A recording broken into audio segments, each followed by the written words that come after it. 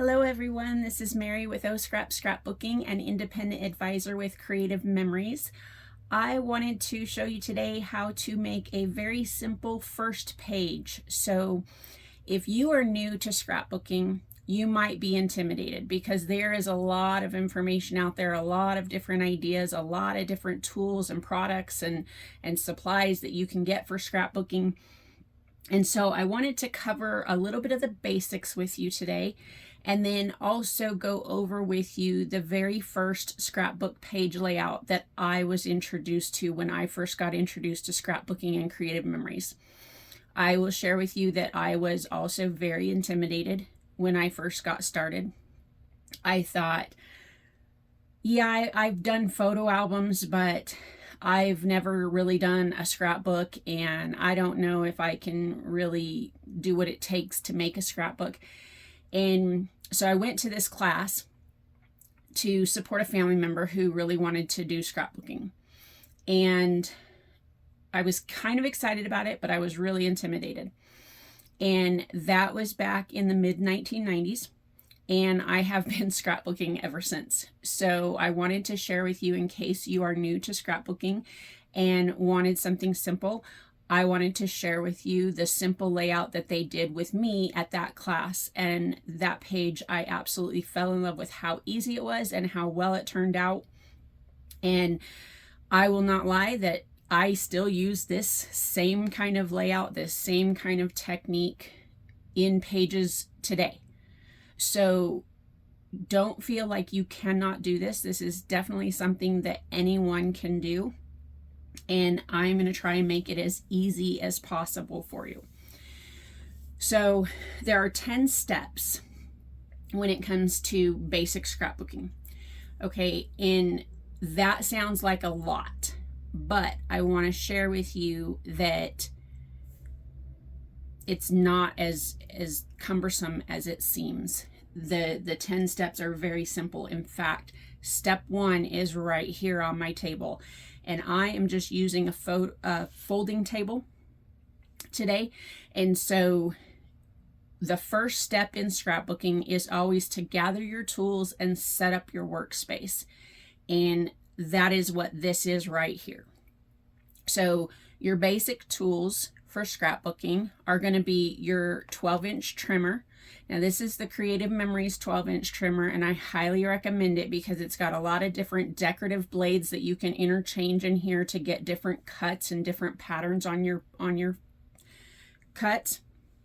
It is primarily used for cardstock and designer paper, so you don't want to cut your photos with this because the blade that comes with it is quite small and thin, and you have this cutting mat here, and the thickness and the emulsion that is on your photos will actually eat up that really thin blade and eat up your mat very quickly. So you do want to just use your 12-inch trimmer for your cardstock and your paper. But since most pages come in 12 by 12 inches, this works really well to cut those. It has the extending arm and, like I said, the different decorative blades. So this is your 12-inch trimmer. And then you have your Creative Memories personal trimmer. This will do cardstock and paper as well, but you can see it's much smaller, so it'll do smaller pieces. And then it will also do your photos because it has this thicker blade that comes down and cuts your photos really precise, really good. And it's like the perfect size for just doing those photos real quick. The other thing about the 12-inch trimmer is that you can see this 45 degree angle here. This is perfect for cutting triangles, and that's what we're going to be doing today, is a page layout with triangles. So those are your trimmers that you'll need. You'll need some kind of adhesive. This is the Creative Memories tape runner, and these are the tape chips. And so any kind of tape adhesive that you're going to use is fine. One thing you do want to remember in gathering supplies like your adhesives, like your cardstock, your pages, your paper, you want to try and make sure that those are acid-free and lignin-free so that they are completely photo safe. Anytime you see this little Creative Memory shutter icon, you're going to know that that Creative Memories product has been stringently tested and is completely photo safe for your projects. So you have an adhesive, you have your trimmers, and then you have a journaling pen. Scrapbooking, one of the main things that sets scrapbooking apart from regular photo albums is the fact that you can journal, you can add titles, you can add captions, you can tell the story that's behind those pictures, so that when you're not there looking at albums with your kids, with your family members that come to visit, or after you pass on, right, those people that are still looking at your albums can look at those albums and still know exactly who those people were, what was going on, when these occurred. Those are the kind of things that you want to journal. And so those are your basic supplies. And then I have my workspace. Now, your workspace can be just about anything. When I first started, I had a TV tray, and I had occasionally a photo folding table, and occasionally I was sitting on the living room floor doing it on the floor while we were watching a movie. So don't be upset or frustrated or feel like you can't do this because you don't have a huge craft table or a craft room or anything like that. Again, I'm on a folding table today. And this specific half of the folding table is about 23 inches by 23 inches. Now, I recommend at least 24 by 24 if you can. But like I said, I have done it on a TV tray before. So whatever you have works. I've done it where I have the TV tray set up and all my tools and everything else is on the couch next to me. And my TV tray just has what I'm working on specifically right there at that moment. So whatever you have is fine, but try to set up your workspace in a way that you can functionally complete a page. So I could easily turn my tools this way so that I then have this space to work on my actual page. Okay, so whatever works for you, just set it up in a way that works for you to be able to complete your page. Your pages most of the time are going to be 12 by 12. That's the most common page size. You might have an 8 by 8, so of course you could have a smaller little workspace. But if you are doing the standard 12 by 12 pages, you at least want that amount of room so that while you're adhering things to your page, you're not creasing your page, folding it, it's got a nice flat area to work on. Okay, so that said, that is step one. We have set up our workspace and we have gathered our tools. So now that we've gathered our tools, we need to gather our photos. That is step two. So I've gathered these photos of my girls doing cheerleading. Okay, and that is step two. You can also gather memorabilia. So let's say that I had, maybe their hair tie, or maybe I had tickets to their cheer fest competition, or I had a program from one of the things that they participated in, or whatever it could be. You can add your photos and your memorabilia, gather them all together so that you can go through and figure out what are you going to be using on your page and what are you not going to be using. When I say what are you not going to be using, this is probably one of the hardest things for someone who's new at scrapbooking to do, is to say, oh no, but I have 20 pictures of them cheerleading. I need to use all 20 of them. You don't. What you want to do is look through those pictures that you have, look through that memorabilia that you have, keep anything that really meant something or really tells that story, and then keep only the best of the best, right? So if you, for instance, look at these pictures here, you can see that I have 3 pictures of my girls standing pretty much in the same spot. But you can see that in this one, not the greatest look on her face, and they're looking away from the camera. So maybe that's one that I can get rid of because the other 2 are very similar. I don't need all 3 of them. Now I could look at this and say, okay, this one has a lot of the hose in the background. So I don't know if I want that one. But this one, they're not looking at me, and this one, they're looking at me. So then you look at that and say, okay, which one of those what I want to keep. I kind of want to keep the one that they're looking at me. I can crop out a little bit of that hose, and so that's okay. So I'm going to put this one to the side because it's kind of a duplicate of this. So that's what you're doing when you're in step 2, or actually now we're at step 3, right? We're narrowing it down. And so I look at this and I say, okay, this one I want. Then I look at these and say, okay, which of these do I want? Well, this one is kind of similar, so I could use both because they are a little different, or I could say, well, I just want one. Maybe I put one in the family album and one in her baby album, you know, so you can kind of make those decisions. But that's what you're doing in step 3. You're taking everything you've gathered and now you're narrowing it down to just what's going to go on that page. So if I narrow this down a little bit more, you can normally fit, if you don't crop a lot, and if I look at these, I'm really not going to crop a lot out of them. So you can usually fit about 4, maybe 5 pictures that are 4 by 6 on one page that's 12 by 12.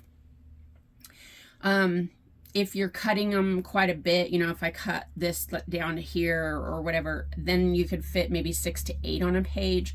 So you just kind of want to gear what you have. So I'm going to narrow this down even more and say, okay, I think since this is actually at a different location, I'm going to say that I want to keep this one and this one. So I've got one of 2 girls. I've got one of her. I've got her actual team photo. She was the mascot. And then I've got one of them actually performing. But I kind of like this one better than this one because they're both looking at me. Yes, she's clapping in that one, but, you know, I can always do a 2-page layout too and put these others on the 2nd page. So these are the ones that I'm going to stick with. That one's a little dusty. And I'm going to work with these. If I decide that I want another one, I'm going to try and fit that one in. Okay, so that is step 3, is narrowing down what you're going to put on the page. Narrowing down your photos, narrowing down your memorabilia. So now we come to step 4. See, we're almost halfway done. Now we come to step 4, and step 4 is going to be gathering your cardstock and your paper to try and enhance these photos. And so what I'm looking for here is something that brings my subject out of the photo and off the page at me. So for that, I'm thinking that I want this blue, so that's some cardstock. I want this orange to bring out that orange in their outfits. And those are the team colors. And then I'm not sure if I want to use a patterned paper for the tiger. This is actually a zebra stripe paper, but it would work. Or if I want to just use some standard white. And so step 4 is just getting together your supplies. Okay, the different papers and cardstock that you're going to use on your page. That being said, again, back to the photo safe element of scrapbooking, you want to make sure that whatever cardstock, whatever page, whatever paper, whatever is going to actually touch your photos needs to be photo safe. And what I mean by that is that they need to be acid and lignin free. That is what deteriorates your photos, is by having a lot of acid or a lot of lignin in the paper and the cardstock. If your pages are not photo safe, you do want to make sure that your photo safe cardstock or paper is behind that and between your page and your photos. And that means you're going to have to mat like every photo. And so I highly recommend the Creative Memories pages, because they are acid-free, lignin-free, and they are buffered. So anything that has acid or lignin in it, like something like memorabilia, like a program or a ticket or something like that, the pages are buffered, and so it's not going to let it seep through that page to the other side where your other photos are. So I've gathered my paper, I've gathered my cardstock, I know what colors I'm going to use, so now step 4 is completed. Step 5 is to decide on your layout. That kind of is all incorporated into the last couple steps as well, because depending on what your layout is and depending on how you're going to crop your photos, depends on how many of them you need to narrow down. But I always keep those right there, because if I get to the point where I can add another one, then they're right here and I can grab another one and just easily put it on. Our layout is going to be the simple triangles, and so all we're going to have is some triangles. Now, I use triangles so often that I have some pre-cut, and I keep my smaller triangles in these little photo safe kind of photo storage cases. And I got colored ones so that I can put the different color triangles in them and easily tell which ones are which. But I also have my larger triangles pre-cut, and I just grab this little bin from like the dollar store and then just put my triangles in here. And this way I can easily just grab them whenever I need a color, and I can just easily do that page. That's definitely an option for you. But today I am going to show you how to make triangles, and you can make them in any size. So now that we've decided on our layout, which again was step 5, and we're doing our simple triangles, step 6 is to go ahead and crop our photos and our paper to make our layout. So I'm going to use my personal trimmer, my Creative Memories personal trimmer, to crop down my photos. And what you're cropping in your photos is basically just anything that is dead space, anything that is background that you don't want to have in it. So for instance, this one has a blurry canopy in the background. I really just want my girls on there. So I'm going to lift up my personal trimmer, put my photo edge right to the edge of that trimmer, get to where I want to cut it. So the blade is going to be on this side of the guide. And then I'm going to put my fingers right here on the guide so that I don't get them under the blade and so that I can hold my picture down. Push this in just a little bit and pull down. This is now scrap that can be tossed. And then I'm going to turn my page, or my picture, I'm sorry, and do the same thing on the other side.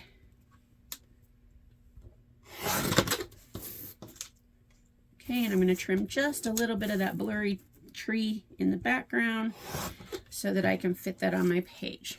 Okay, so there's one photo cropped.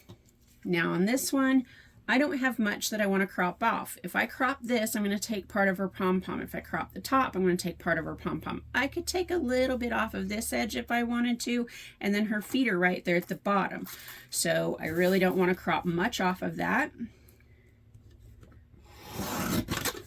And that one is cropped.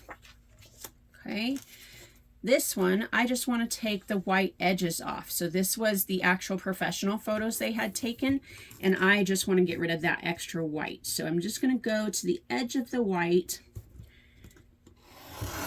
and do the same thing and just cut those little pieces off.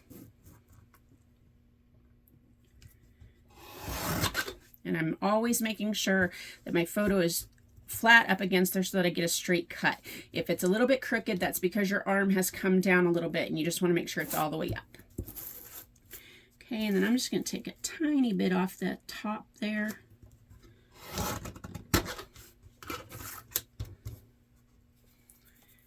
Okay, and that one's cropped. This one, I don't want to crop anything out of. I want the photo just how it is, so I'm not going to crop that one. And this one, I'm just going to take a little bit of that hose out of there. So I'm going to go to about where her elbow is, because I really don't want that in there. Okay, it doesn't really tell a story. It doesn't tell what's going on at that place.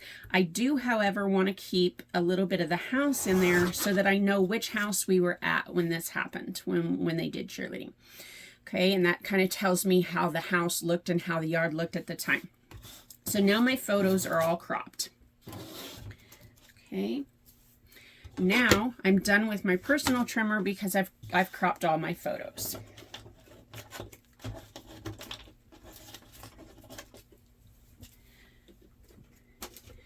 So now I'm going to cut my triangles. Now you saw that I already had some triangles cut. I have my white ones cut and I have my orange ones cut.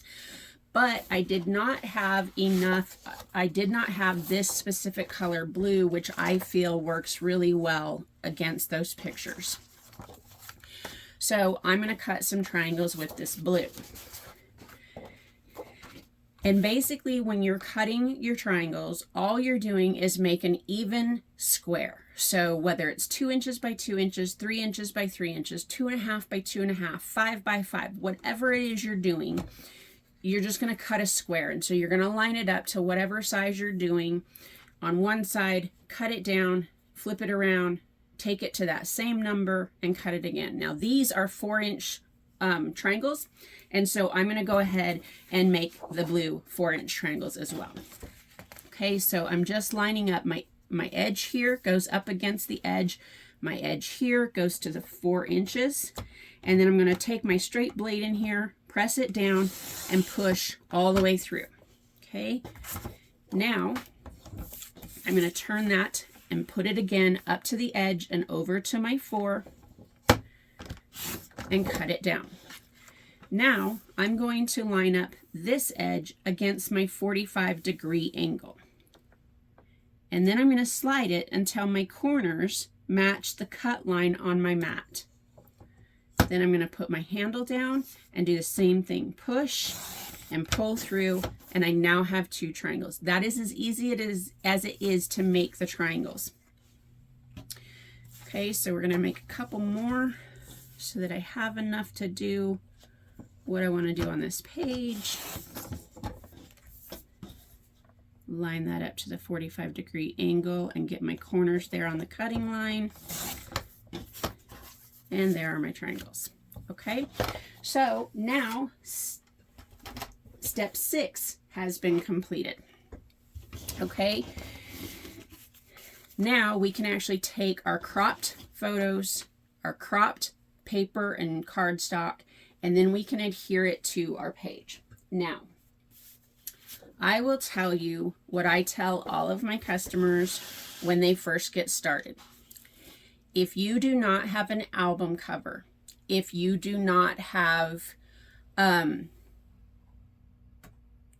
the actual pages, and you are just getting started and you can only afford a little bit to start out, what I recommend is that, and I do this all of the time, even now, because sometimes I find photos or I find things and I'm not really sure where it's going to fit in my album because I'm doing it out of order. And so I will do it on just a 12 by 12 sheet of cardstock instead of an actual page. That is perfectly acceptable to do, because if you put it on your actual page, let's say that I put it on this page. Well, what happens when I get to my album and maybe I needed it on this side of the page? You know, maybe it doesn't go there with the way everything else goes. This depends on whether you're doing your album chronologically or whether you're doing it, you know, by event or whatever you're doing. And so you have to make that decision on your scrapbook, because it is your scrapbook. Nobody can tell you that it has to be done chronologically. Nobody can tell you that it has to be done by event. Nobody can tell you it has to be done by theme. Your scrapbook, your project, your decision. Okay, but if you do it on a simple piece of 12 by 12 cardstock, then it doesn't matter when you get to go put that into a book, or when you can afford pages later. You can put that directly on there, and then your page is already done. All you have to do is just put adhesive on the back and slap it right there on your page. So you can do any color cardstock you want as your background, and you'll have your pages done, and then you can just slap them in there when you get your pages later. Okay, so it does not matter whether you do it on the page or whether you do it on a 12 by 12 sheet of cardstock. Okay, either is acceptable. Either way, you're working with a 12 by 12 section. So now we're going to lay out our page, and laying it out just simply means that you're going to figure out where everything's going to go. So we're going to figure it out and go, okay, let's see. You could put them in the corners, right? You could put them on the sides. You could put them on the tops. You could put a couple on, you know, wherever you want. You could do all 4 corners. You could do opposite corners. It's really up to you how you want to lay this out. Okay, and then I'm going to try and overlap a little bit. So I'm going to take, and I want that to be a little overlapped, so I'm actually going to trim a little bit off of that. I'm going to make them a little bit smaller. Now I can do that here with my personal trimmer, or I can do it with my my 12-inch trimmer, whatever I want to do. Okay, but I'm just going to line up the edge here, and I'm just going to take about 1/4 inch off of each side.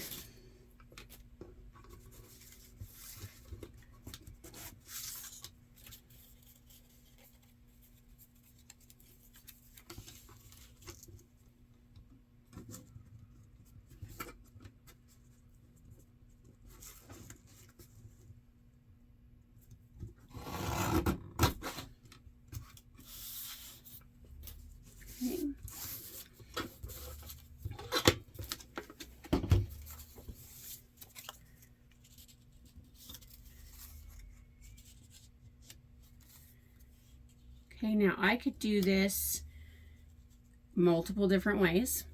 I could take my orange and I can, you know, crisscross it like that. I can even make it match up my blue. I could off-center it a little bit here. You know, there's lots of different things you can do with the triangles. So don't let it hinder you that you can't do this. Okay, I'm gonna move my blues out just a little bit and my white, because I'm gonna put the orange like that. Okay, now I kind of like the way that this page looks. And so now I'm going to take my pictures and I'm going to put them on the page so that that color kind of makes it pop and that my page kind of looks the way I want. Okay, now that one's a little too big and it's not going to quite fit, so maybe I need to move them around a little bit. So maybe I can move this down a little bit, and then maybe I can switch this down here. That way I can bring this one down a little bit.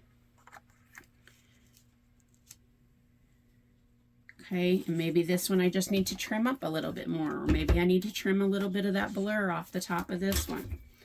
So that's what I'm going to do real quick. I'm just going to fix it so that it works well with my page. Making sure I don't cut off her head. Okay, now I could have used green for the grass. You know, I could have used a lot of different things when I'm picking my paper and stuff like that.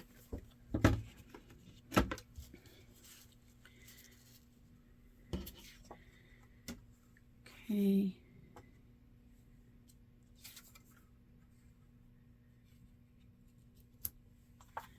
You can definitely overlap your pictures if you want a little bit.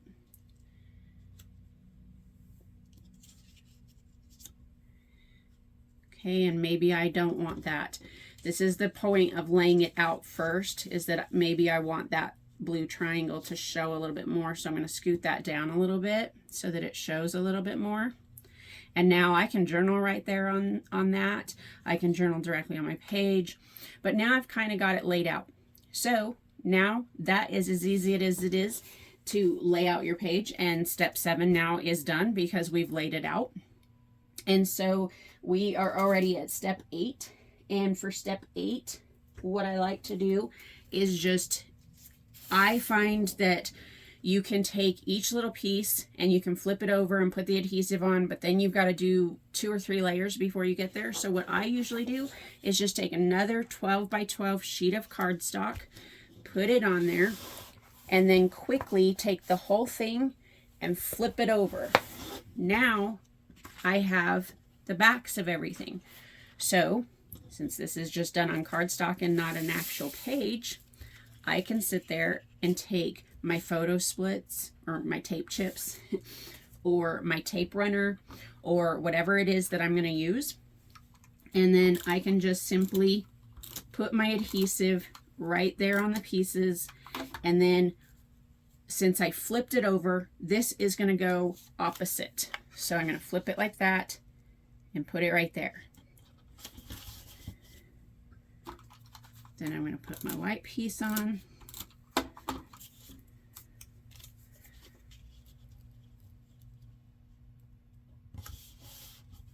And so we are doing step 8 now, which is adhering everything to our page. And if you change it a little bit from the way it was laid out and you still like it, that's okay. Again, these are your pictures.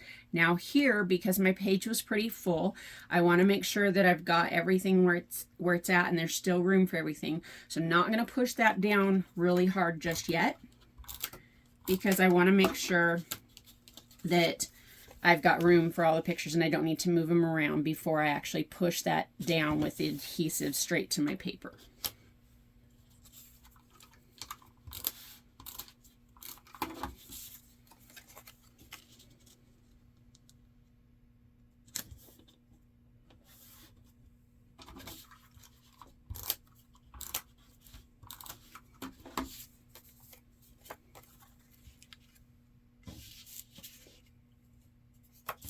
How did that go?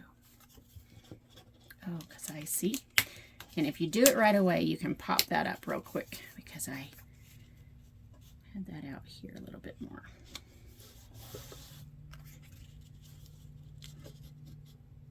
And it does not have to go directly on your edges, right? I could have put it right there in the middle of my page if I wanted it to. If you have a tape chip or tape runner and your adhesive goes off like this, that's okay. Just fold it back. Okay.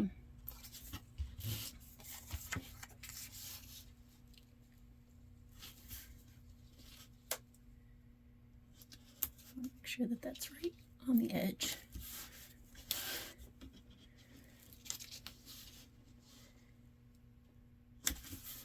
Okay.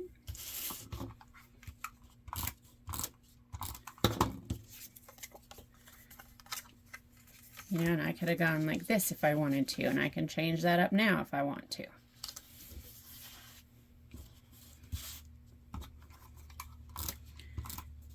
That's the beauty of scrapbooking. You can change it all around and do whatever works for you until it's done. Okay, and now I've got just these last few photos, so I'm just going to do all the adhesive right at once. With the tape runner, if you notice that you're getting a little bit more than you need, you really just need a tiny bit in each corner. Okay, but if you get a little bit more, it's because you're pushing down, pulling, and then you're lifting. And so sometimes if you're going too quick and you're lifting before you've really picked it up, it'll put a little bit more out there than you wanted. But you can kind of pick up that extra and move it to another item or fold it over or what have you to make it work for you.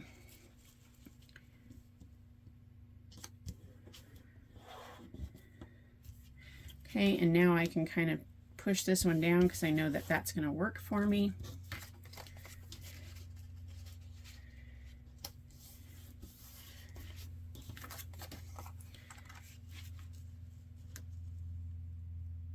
And just like that, our first page is complete except for the journaling.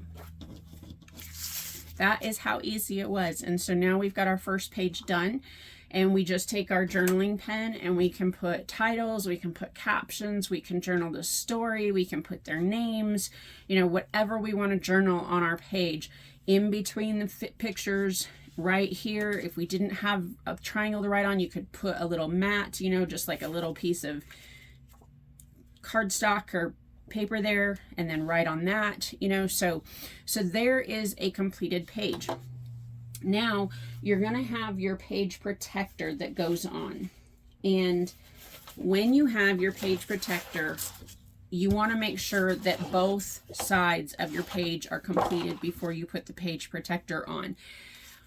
What I typically do is just take 2 sheets of cardstock and I just lay them on top of my completed page, because sometimes your corners will grab when you're sliding that page protector on. And so that is the final step. the step 9 was journaling, right? I missed saying that. So step 9 was journaling. And then step 10 is protecting. So putting it into an actual scrapbook cover and putting a page protector on it. And so the page protectors, when you buy Creative Memories pages, they all come with these page protectors. If you are using a different brand, you may not have page protectors, or they may be a little bit different. Okay, but the page protectors, you basically just lay the cardstock over your completed page, get your edge on there, and then you know which way it goes on because the tops and the bottoms are sealed to not let dust and particles go down into your page, and then the sides are open. And so you just get that on there and you slide that on all the way through. Okay, and then it'll come across, and then you can simply just take your extra piece of cardstock and slide it right out, and now you have your completed page all protected. Now I can remove this if I needed to, so I can go back to journal and do the other side, but just to show you how that works. And that is step 10, is protecting your completed page. And that's as easy as it is. So hopefully this has made it a little less intimidating. Hopefully this inspires you to put your scrapbooks together. And if you need any help at all, if you have questions, please reach out and I will be happy to help you. That's what Creative Memories advisors do. We assist you guys in getting scrapbooks done. So if you have any questions, please let me know, and have a scrap happy day. Thanks for watching. If you like this and you want to see other videos like this, please check out my YouTube channel or my blog and subscribe so that you know when new pages and new ideas come out. Thanks again. Have a scrap happy day.